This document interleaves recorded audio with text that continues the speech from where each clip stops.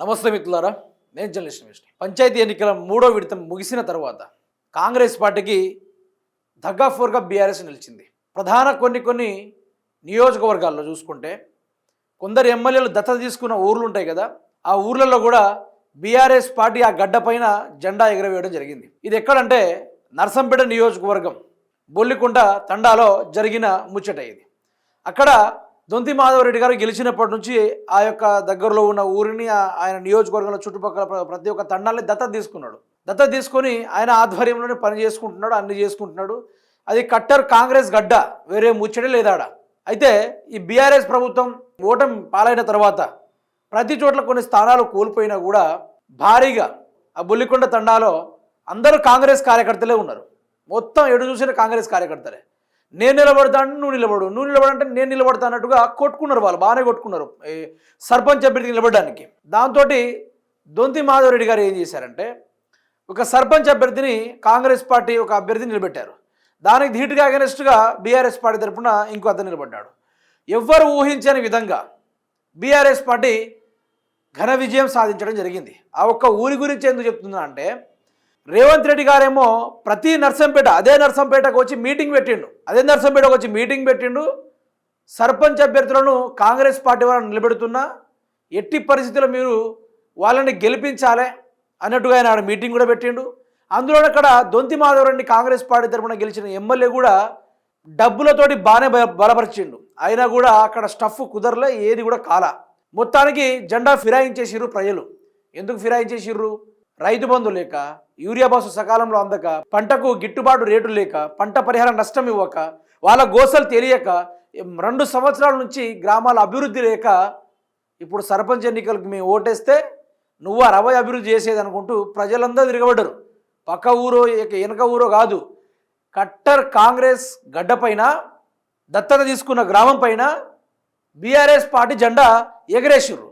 మరి ఆ తండాలో ఉన్న మొత్తం వార్డులు ఎంత అంటే మొత్తం 10 వార్డులు. అందులో కాంగ్రెస్ పార్టీకి హైట్రిక్ మెజారిటీ వచ్చింది. ఎంత? 3 మాత్రమే. వీళ్ళకు 3 వార్డులు మాత్రమే విన్నింగ్స్ వచ్చినాయి. బీఆర్ఎస్ పార్టీకి 7 వార్డులు వచ్చినాయి. అంటే ఈ రాష్ట్రంలో అన్ని ఎన్నికలు చూసుకుంటే, అన్ని విధాలుగా అన్ని రకాలుగా ఎన్నికలు చూసుకుంటే కాంగ్రెస్ పార్టీ ముందంజలో ఉంది, నేను కాదంటలేను. మొత్తం 6000 స్థానంలో ఎన్నికలు ముగిసిన తర్వాత 1వ విడత, 2వ విడత, 3వ విడత ఇవన్నీ ముగిసిన తర్వాత కాంగ్రెస్ పార్టీకి వచ్చిన రిజల్ట్ ఎంత అంటే 6000కు పైగా పేచీలు ఉన్నాయి. 6K పెట్టుకోండి. అదే బీఆర్ఎస్ పార్టీకి మాత్రం 3000 పైకి మెజార్టీ వచ్చింది. తర్వాత బీజేపీకి వేసుకుంటే ఇది 600 ఇక 100 లెక్కన వేసుకుందాం, 600కే సర్దిపుచ్చుకుంది. కానీ బీఆర్ఎస్ పార్టీ ఇప్పుడు రేవంత్ రెడ్డి గారు ఇవే సర్పంచ్ ఎన్నికలు మొత్తం 12,700 పైగా అనుకోండి. ఇక 700 పైగా సర్పంచ్ అభ్యర్థులు ఉంటే అందులో ఒక 100 పోయినా పర్వాలేదు, అందులోంచి ఈ 700 బీఆర్ఎస్కి వచ్చినా పర్వాలేదు.